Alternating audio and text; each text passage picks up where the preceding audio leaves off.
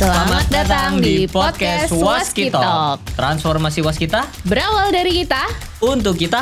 demi kejayaan Waskita. Oke, alhamdulillah akhirnya kita hadir lagi ya di Setelah podcast Waskitalk. beberapa bulan. Ini setelah berapa bulan ya? Udah lama berapa Udah tabat? lama banget. Sebelum-sebelumnya ya pokoknya udah lama lah Udah ya. lama, pasti pada kangen. Pasti pada kangen kan. Dan sekarang kita memasuki episode yang Ketujuh. Kayak penasaran gak sih update dan dari Waskita tuh ada apa aja?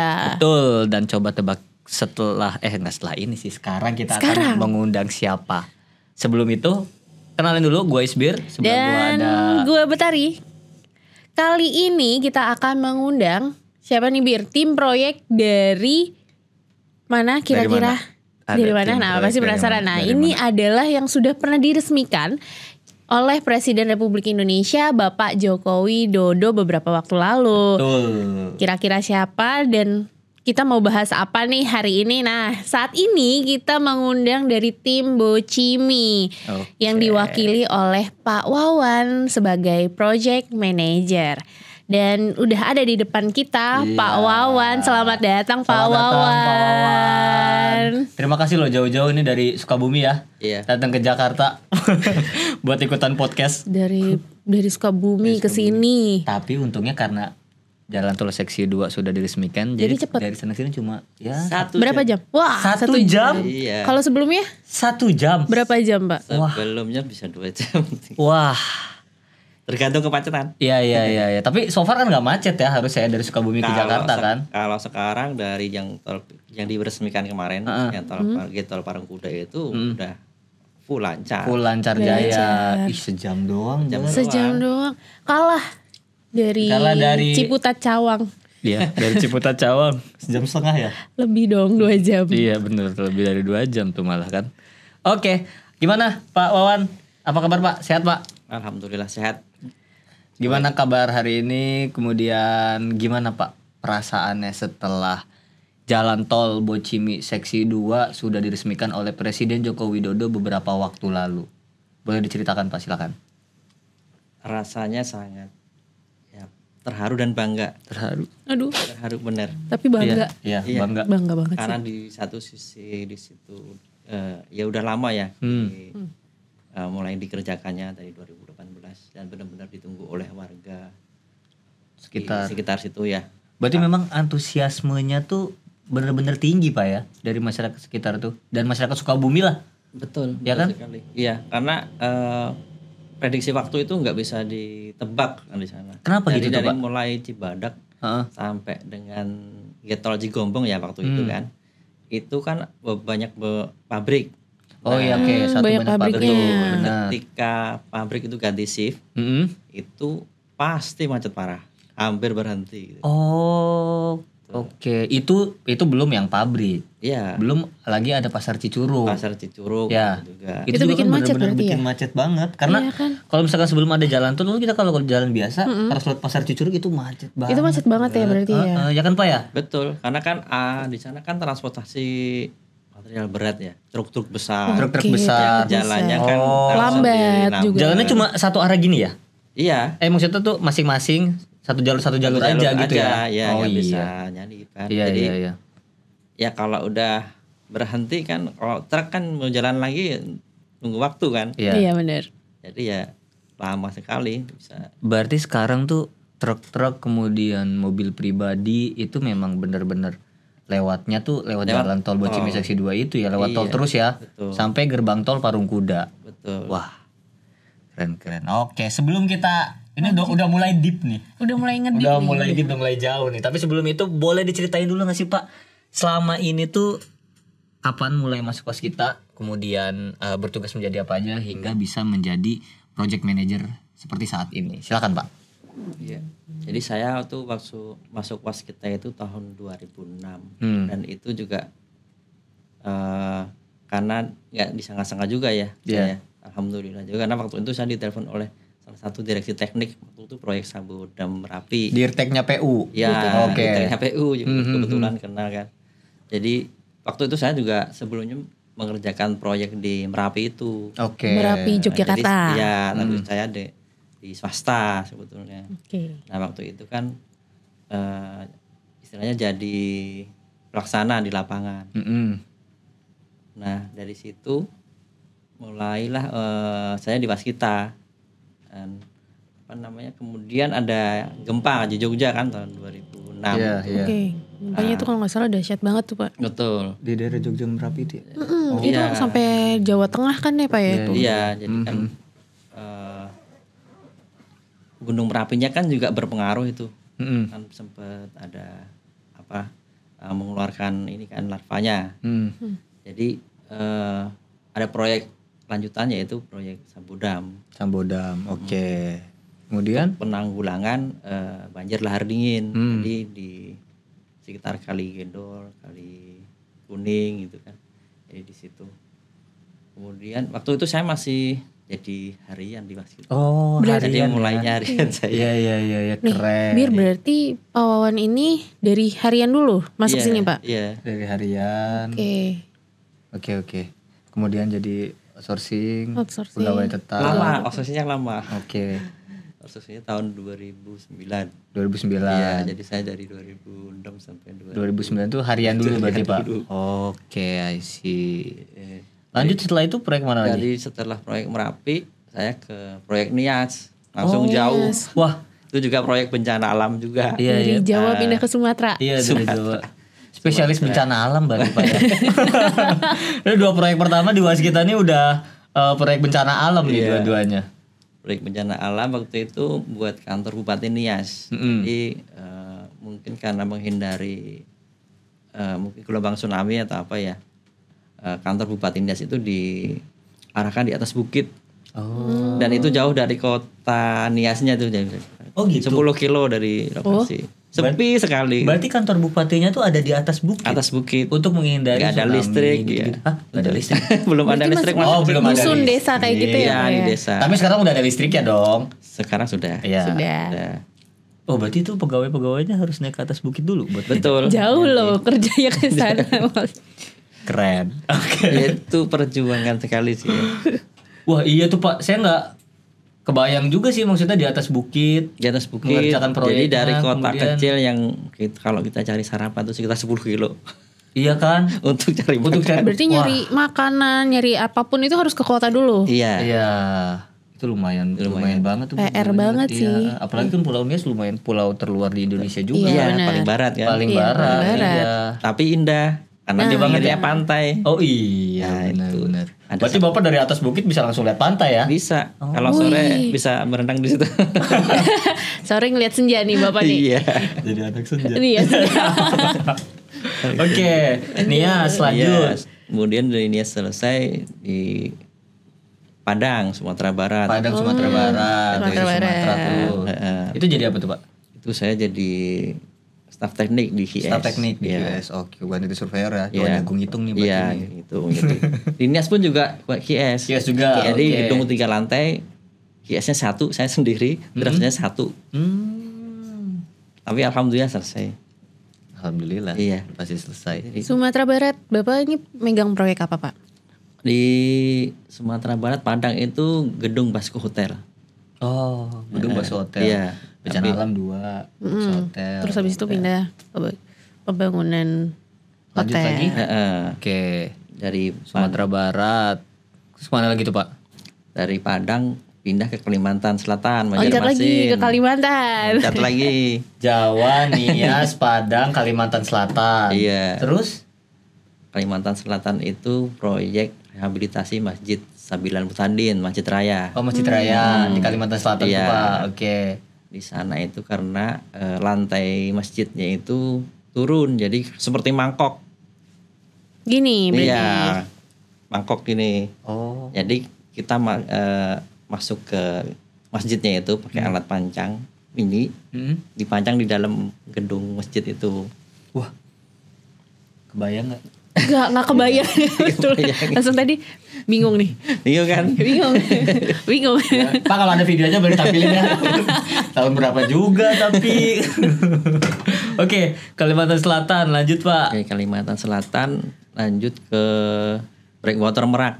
Di laut. Di laut. Iya. Waduh. Laut. Jadi untuk fungsinya untuk menahan gelombang laut supaya pelabuhan di dermaga Merak itu aman. Oke, lanjut. Merak, breakwater Merak. Dari Merak saya ke Jembatan Cisadane, Jembatan proyeknya BSD. Oke, Oh, Cisadane. Jawa, masih Jawa. Tangerang ya, lanjut. Setelah BSD itu lanjut ke ini JICT. Apa tuh Pak? Getol itu dermaganya JICT.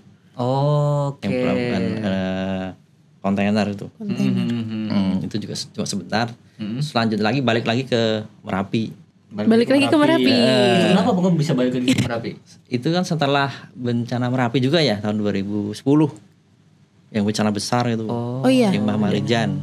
Berarti di Merapi. Oh iya, ada dua kali. Ada dua kali bencana ya. Dua kali. Yang yang Mbah Marijan itu. Ya, meninggal. yang paling besar kan 2010 Iya, itu. Terus di Sabodam lagi. Heeh. Itu Sabodam 2 paket 2 tahun di situ. Nah, setelah dari proyek Merapi itu terus ke proyek tol. Proyek tol. Mulai awal di proyek tol, di proyek Brexit. Brexit. Penjagaan Pemalang. Brexit. Nah, Iya. itu Brebes. viral kan. Itu yang viral banget terkenal tuh, Pak. banget Iya. itu dulu. Itu zaman-zamannya tol Trans Jawa baru ada kan? Baru ada Terus habis awal-awalnya. itu 4 jam tuh dari itu antusiasnya waktu itu Tinggi banget. tinggi banget. Karena orang-orang mudik pada langsung menunggu. Iya benar. Iya. Bapak officer menuju site manager tuh pas mulai dari proyek apa tuh? Jadi waktu di proyek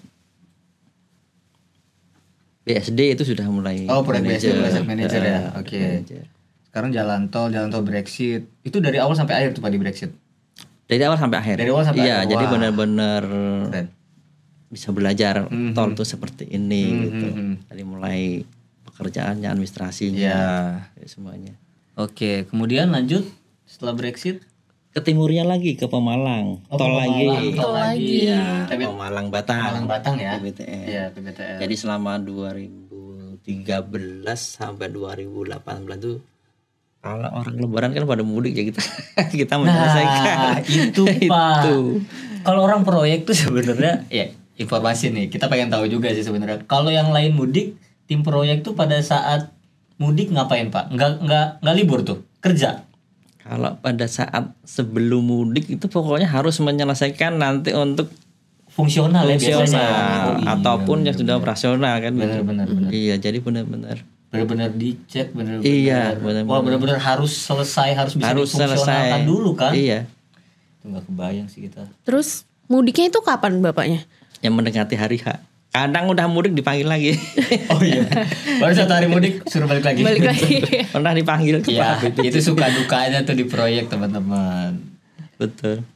Oke. Tapi di situ saya merasakan apa ya?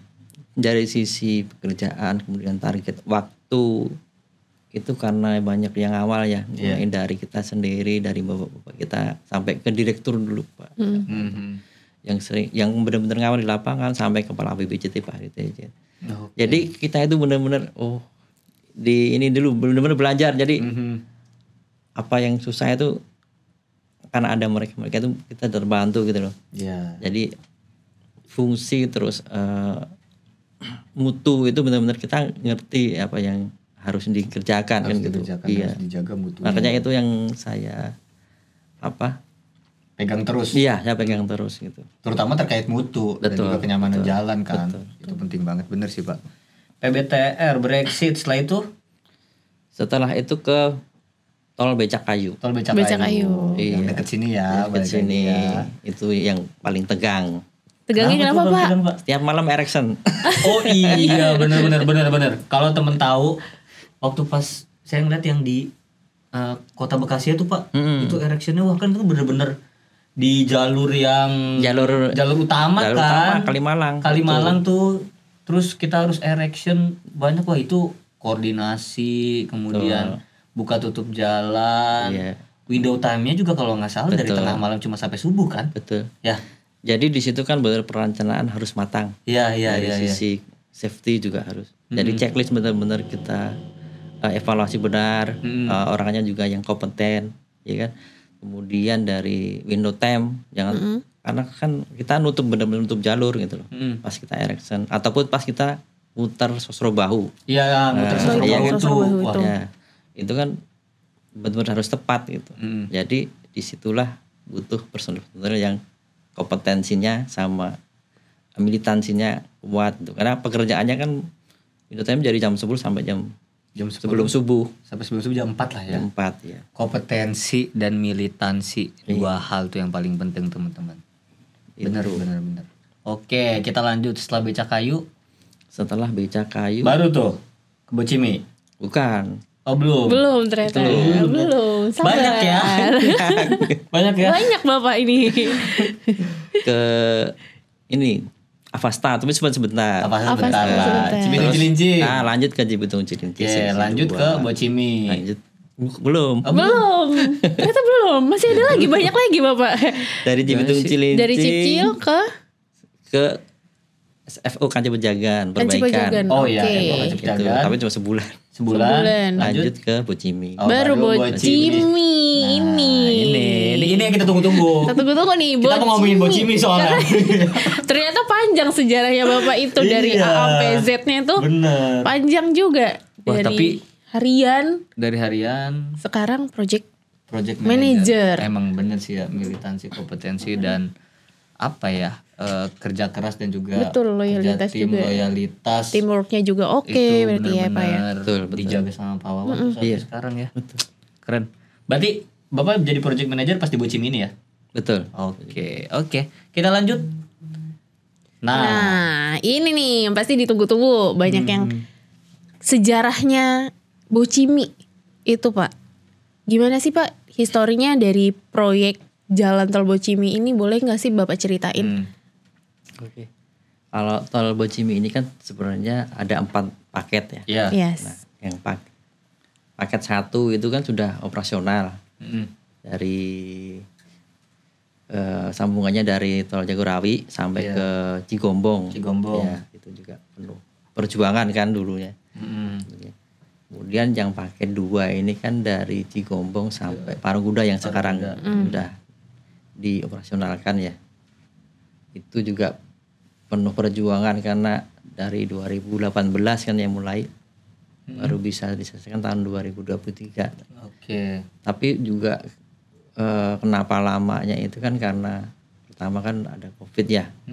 Dari 2019 sampai 2020. Kemudian bahkan 2021 juga masih. Iya, Masih Covid-nya masih ada itu. Iya. Kemudian yang paling berpengaruh juga itu dari sisi iklim di sana, yang namanya Bogor kan intensitas curah hujannya tinggi. Yang itu juga harus kita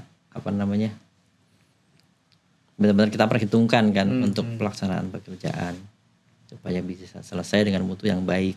Karena namanya air itu kan musuhnya jalan. Air musuhnya jalan. Berarti semakin banyak hujan jalannya bisa jadi ya bisa jadi molor ya. Air itu benar-benar harus diperhatikan aliran airnya kemana supaya tidak mutu tanahnya atau kadar air tanahnya itu tetap sesuai dengan yang direncanakan gitu. Ya. Jadi kan kalau jalan-jalan itu kan kerusakan itu kan terbesar itu karena air. Itu. Oh iya benar sih. Oke. Nah Pak, kita pengen tahu deh. Kalau ketika Covid, kan dari 2018 sampai 2023 ya. Ketika Covid, berarti bener-bener tuh proyek nggak jalan sama sekali. Sempet jalan dulu ya. Sempet jalan, cuman kan nggak optimal. Karena kan arus material sama arus material personel kan nggak bisa optimal bener. juga kan. Ya berarti sebenarnya selama 2 tahun itu bisa dikatakan stuck ya. Iya. Nggak ngerjain apa-apa gitu. Betul. Kan. Karena semuanya terisolir kan. Iya. Dulu. Kita juga kerja dibatasin kan. Iya, kerja juga dibatasin tuh. Ya. Jadi sebenarnya kalau misalkan mau kita potong terkait dengan adanya Covid, sebenarnya pembangunannya itu hanya sekitar 2 tahunan ya. Ya 2 tahun lebih dikit lah. 2 tahun lebih dikit kan. Iya. Nah ini yang harus teman-teman tahu kenapa Jalan Tol Bocimi ini benar-benar lumayan lama tuh. Ya, pawannya dari 2018 sampai 2023 baru bisa diresmikan itu sebenarnya karena ada sekitar 2 tahun Covid kan. Karena pandemi kemarin ya Pak ya. Kemarin, sehingga ada beberapa hal yang tidak bisa dilakukan gitu terkait pembangunan tersebut. Iya sih. Oke lanjut. Ya operator lanjut. Ini operatornya nih. Nah, terus bawa lagi dong. Nah, oke. Ya, nah tadi juga kan Bapak udah jelasin nih terkait dengan COVID-19, kemudian juga ada terkait dengan seringnya curah hujan ya. Ada lagi nggak sih Pak kira-kira tuh tantangannya di Bogor, Ciawi, Sukabumi selain 2 itu? Ada nggak? Tantangan di sana itu ya sebenarnya berhubungannya dengan air juga ya. Karena kan pekerjaan tanah.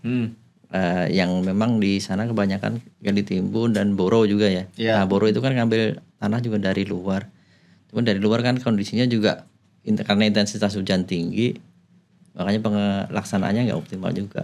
Tantangannya berarti tinggi harus di sana ya. Ya makanya harus kemarin itu kan kalau kita perhitungkan kan kalau dengan pekerjaan tanah itu kurang untuk target waktunya mungkin akan terlambat, makanya ada redesign lah. Ada beberapa yang didesain.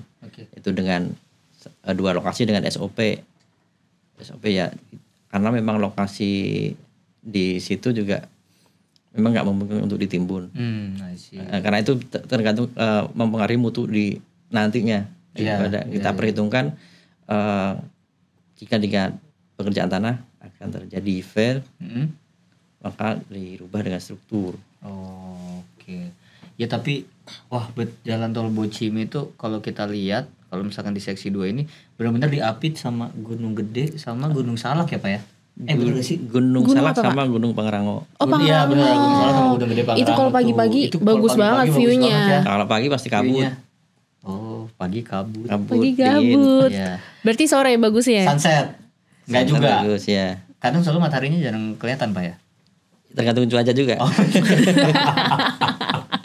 Benar tergantung cuaca. Oke. Tergantung cuaca. Nah, Pak, keberhasilan dari proyek Jalan Tol Bocimi ini kan sejalan dengan adanya program dari transformasi Waskita Karya. Betul.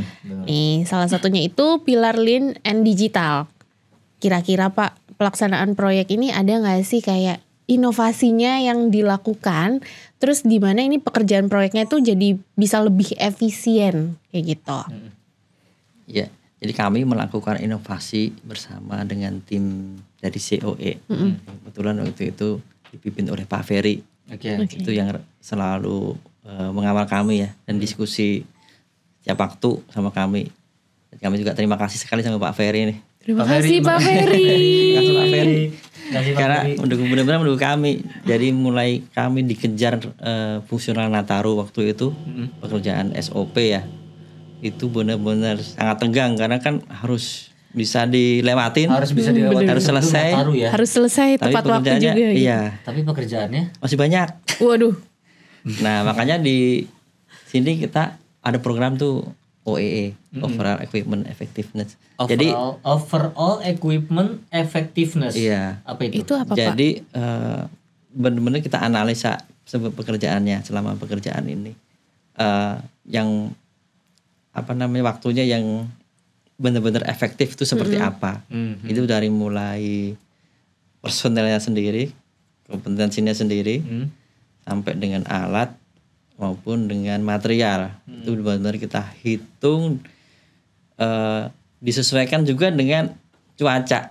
Balik lagi ke cuaca lagi. Betul, karena kan di sana hujannya nggak menentu ya, dan bener, curah hujannya itu hampir tinggi, 65%. Waduh. Curah hujannya. Jadi setiap hari hampir hujan. Wah. Jadi selama pembangunan jalan tol itu sering hujan, Pak? Iya. Apalagi pada saat itu kalau misalnya pas Nataru kan lagi musim hujan Iya ya. Iya benar. Itu gimana Pak? Berber. Iya. Oktober sampai April. Jadi makanya benar-benar kita hitung setelah selesai hujan kita kerja. Wah, gak kebayang Pak. Gimana ceritanya ini? Kita kerja seefektif mungkin gitu. Makanya dari mulai materialnya harus siap, terus akses kerjanya harus siap, kemudian tim personelnya juga harus siap saat itu setelah selesai. Setelah selesai hujan. Dulu pas hujan dikeringin dulu nggak? Yang untuk akses kerja harus kerja. Iya, makanya kita harus memakai metode-metode yang tidak terlalu berpengaruh dengan air gitu kan. Karena kalau itu nggak jalan, akses kerjanya nggak ini, ya kerjanya kan berhenti. Yeah. Itu belum terhadap personel. Kita juga ada sedikit tes personel. Tes personel apa itu Pak? Maksudnya gini, setiap orang ini kan kalau kerja itu dia fokus apa tidak, dia tulus apa tidak, itu sampai di dites tes. dulu. Iya, Gimana tuh analisanya Pak? ada itu di Pak Ferry. Oh, Betul. iya. Cocok nih bisa kita coba. Diterapkan. Iya. Karena sangat berpengaruh banget. Makanya mutu itu tergantung dari situ.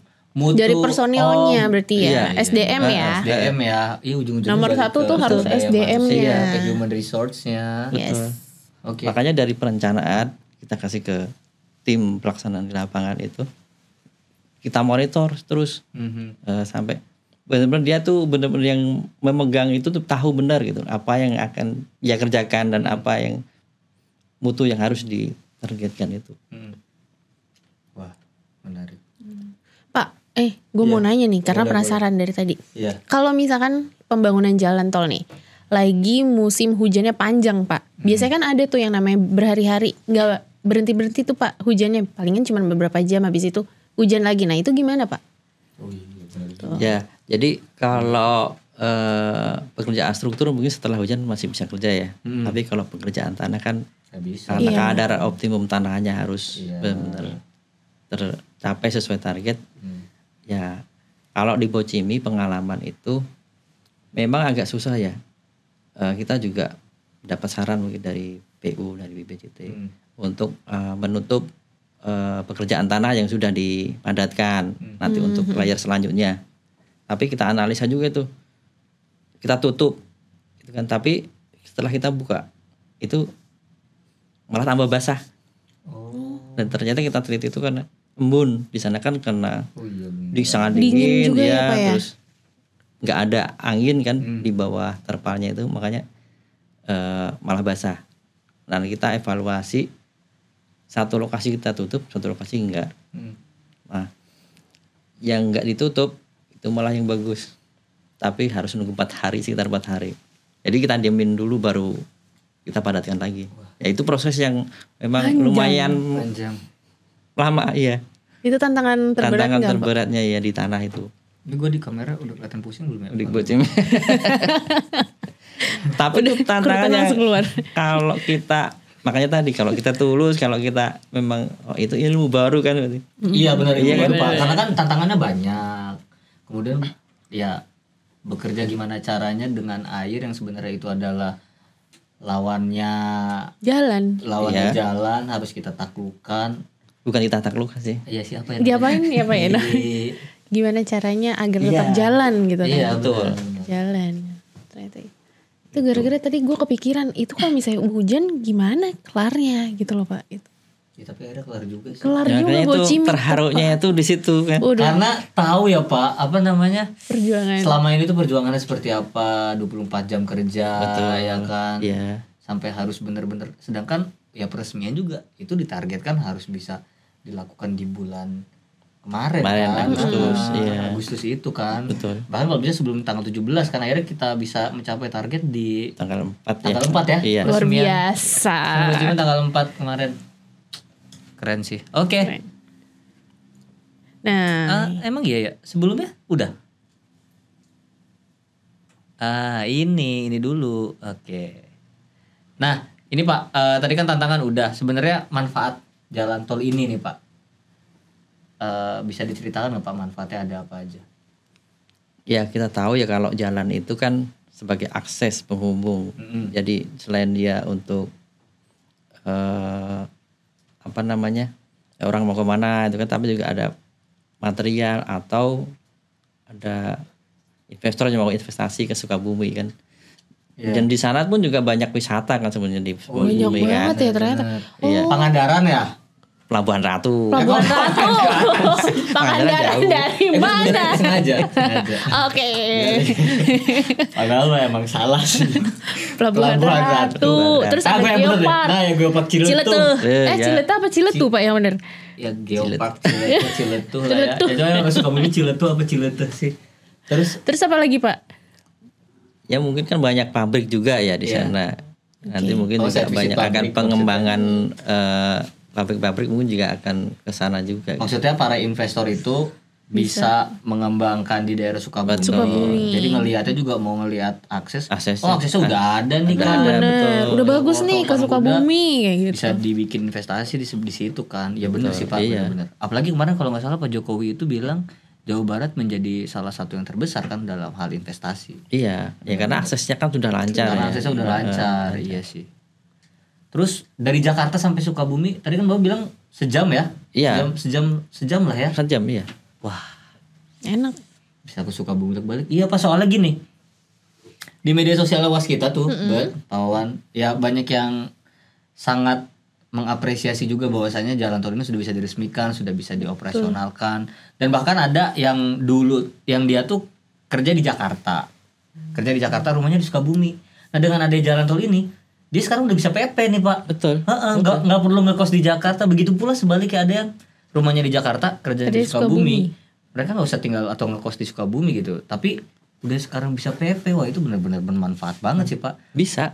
Ya kan? Ya saya kan dari tadi pagi sampai sini cuma 1 jam juga. Iya kan? 1 jam juga. Wah, itu benar-benar sangat bermanfaat. Betul. Segi waktu ya. Dari segi waktunya. Jadi itu juga pengembangan.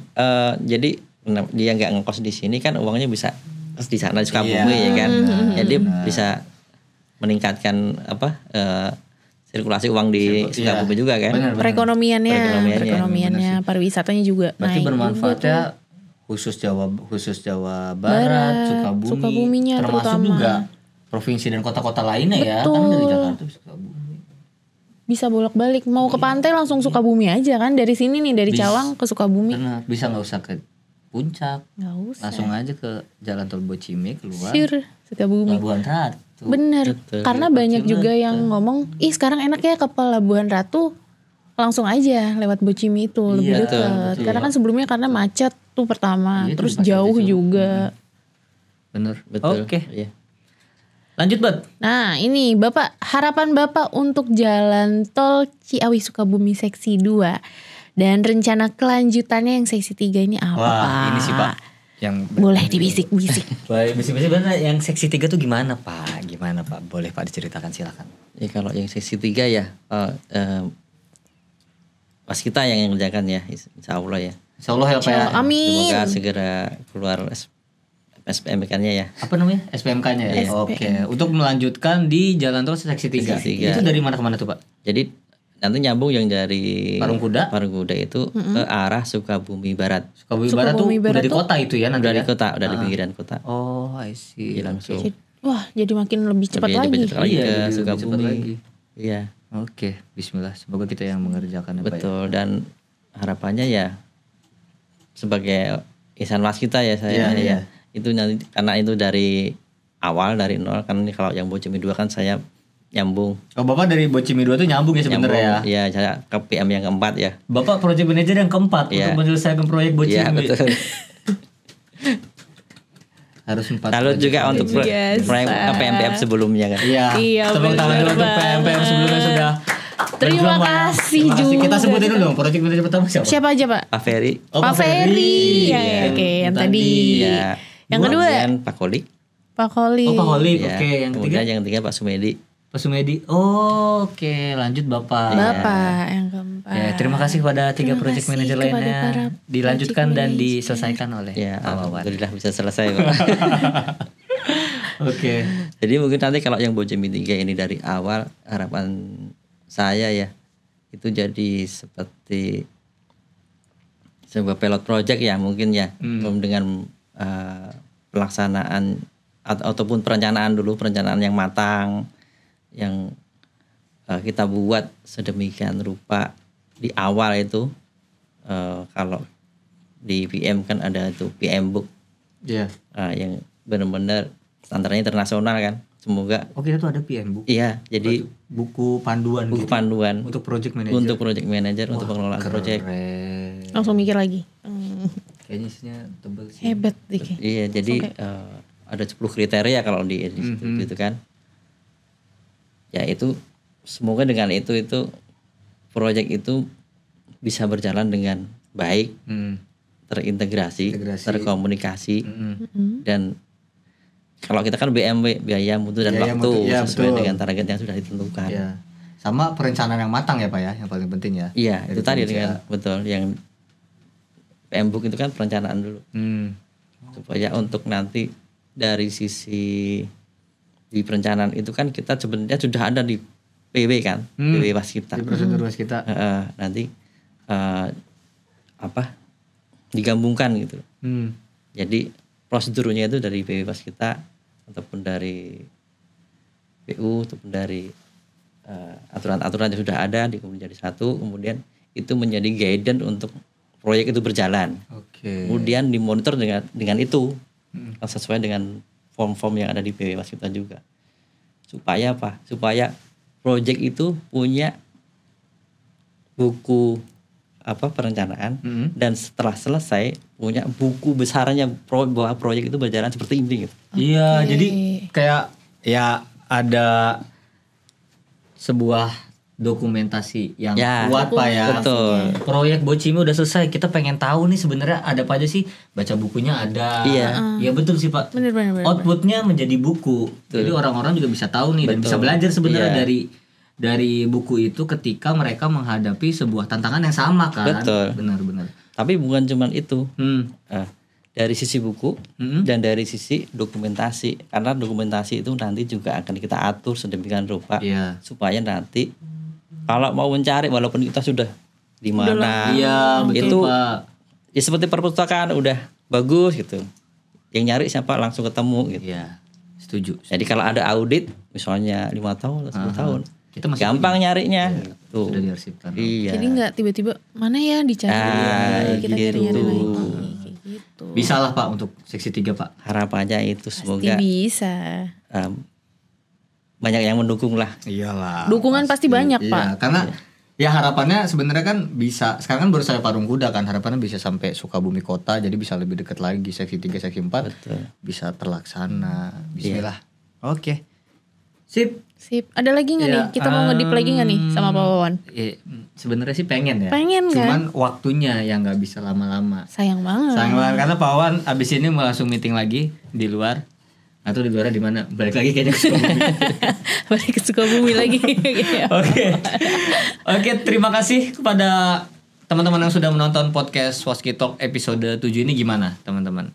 Jadi tahu kan kalau misalkan jalan tol Bocimi ini ternyata memang mempunyai manfaat yang sangat banyak, yang sangat besar, terutama bagi masyarakat Sukabumi, Jawa Barat, dan juga masyarakat Indonesia pada umumnya. Jadi bisa menghindari macet terutama di Pasar Cicurug ya. Bener. Dan juga waktu tempuh juga bisa menjadi lebih singkat. Cepet. Jadi kita tahu juga nih, termasuk kenapa sih jalan tol Bocimi ini lama ternyata tadi seperti yang sudah dijelaskan oleh Pak Wawan. Sudah dijelaskan tadi sama Pak Wawan langsung di sini. Dan buat teman-teman jangan lupa untuk subscribe, follow, dan like, serta jangan lupa juga nih komen di channel YouTube dan Instagramnya Waskita yang pastinya.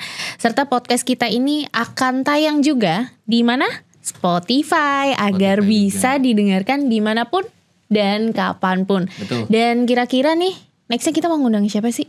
Nah, kita tunggu nanti di episode 8 kita akan undang siapa. Dan sebelumnya kita ucapkan terima kasih yang banyak dulu pada Pak Wawan sebagai project manager proyek jalan tol Bocimi seksi 2 sudah bisa ikut podcast Waskitalk hari ini. Sukses terus Pak Wawan. Dadah dulu Pak Wawan ke kamera. Ya, terima kasih. Oke, teman-teman semua, kita tutup dengan transformasi Waskita.